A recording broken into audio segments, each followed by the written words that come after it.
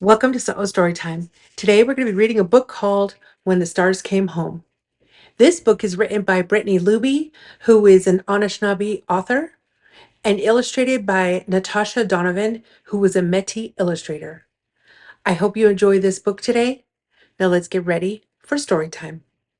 I'm alone, it's story time with So's tales in gentle rhyme. Books that dance and voices sing, adventures bloom on every wing. From distant lands to backyard fun, there's magic here for everyone. Gather round, let's take a look at the wonders in a book. When the Stars Came Home.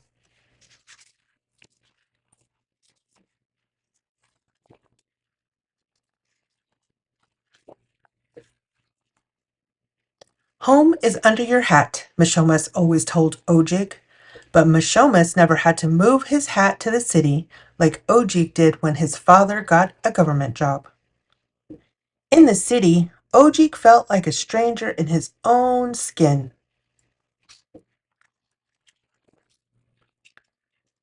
His family no longer fished from the river. They bought fish already scaled from the grocery store. His family no longer picked blueberries.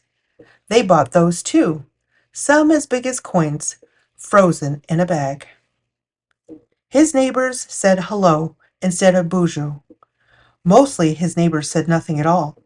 City folk paid more attention to park ducks than they did to him. Worst of all, the sky no longer twinkled with starlight. Without the stars watching over him and listening to his secrets, Ojig felt alone. Ojig learned to like softer fish and bigger blueberries. He greeted the ducks. But Ojig missed listening to Mishomas tell stories. He missed watching Kukum comb her long, thick hair, and he missed seeing the stars. He longed to trace the Milky Way with his fingers before falling asleep.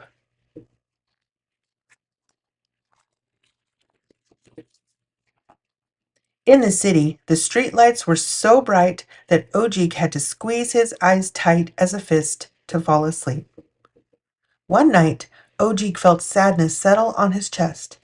"Mama," he cried, "I want to go home."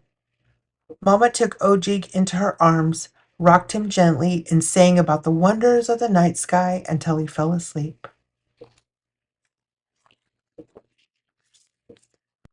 When Ojig woke, Mama was already in her going-out clothes. Papa, too. "Ojig," they said, "we will find a way to make the city feel like home. We are going to hunt for stars." Ojig got dressed lightning fast. They walked the streets, scouring local shops until they found glow-in-the-dark stickers cut like stars. Nice. At home, Mama and Ojig stuck these stars to the walls of his bedroom. Papa put stars on the ceiling. Ojig's room was filled with his favorite constellations. But it was not the same. When star stickers fell, they floated to the floor. They did not blaze across the sky.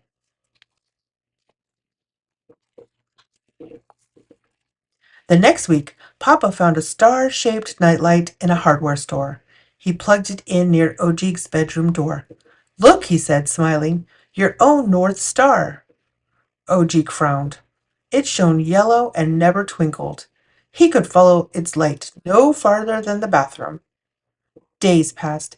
Ojig didn't know how to wish anymore. He unplugged his nightlight. Aw.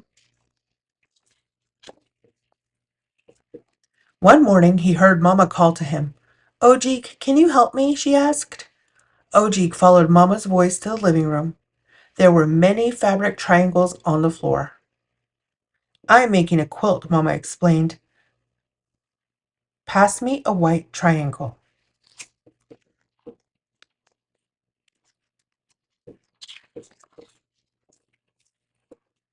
As Mama sewed the white triangle onto a black square, she told Ojig about his great-grandmother whose hair was as white as a seagull feather. She'd sung like a sparrow while preparing bannock over the fire. "Singing sweetens the bread," she'd said. When Mama finished, She asked Ojig to pass her a yellow triangle.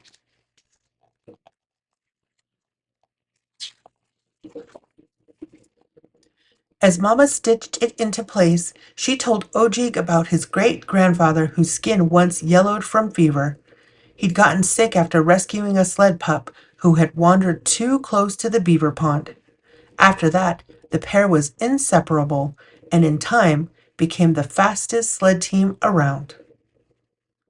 Ojig liked to help Mama as she sewed. Each triangle held a story.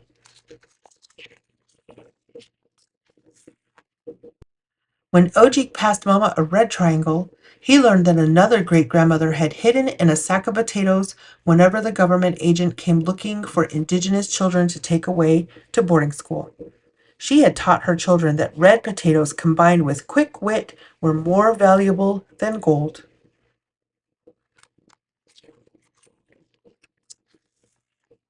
And as Mama stitched an orange triangle into place, she smiled. Ojig learned that another great-grandfather, crowned with the orange locks of his ancestors, came from across the sea. Some kids had pulled his hair, others had teased, but your great-grandfather said his hair was a blessing. He met your great-grandmother because he stood out in a crowd.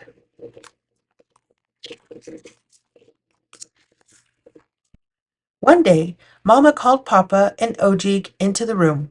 The quilt was finished. Ojig held his breath with excitement. He had only seen triangles and squares. Mama had been keeping the full pattern a surprise.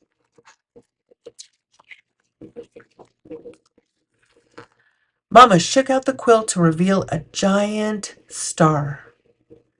When Mama wrapped the quilt around Ojig's shoulders, he beamed more brightly than the brightest star in the sky.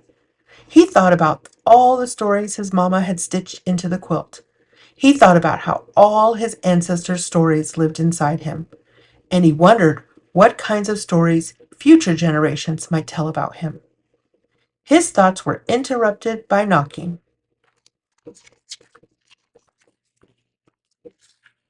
He followed Mama and Papa to the door. When it swung open, Mishomes and Kukum stepped in. Ojig threw his arms around his grandparents. Mishomes teasingly took off his hat, putting it on Ojig's head. "Did you find home under your hat?" Mishomes joked. Ojig laughed. He knew now that home had nothing to do with hats. Home is where you learn who came before you. Home is where you discover who you are. Home is where you imagine who you might become. Look, the whole family is together again. The end. Thank you so much for reading When the Stars Came Home with me. I hope you enjoyed this book as much as I did, and I hope that you come back and check often as I read new stories each week. Have a beautiful day.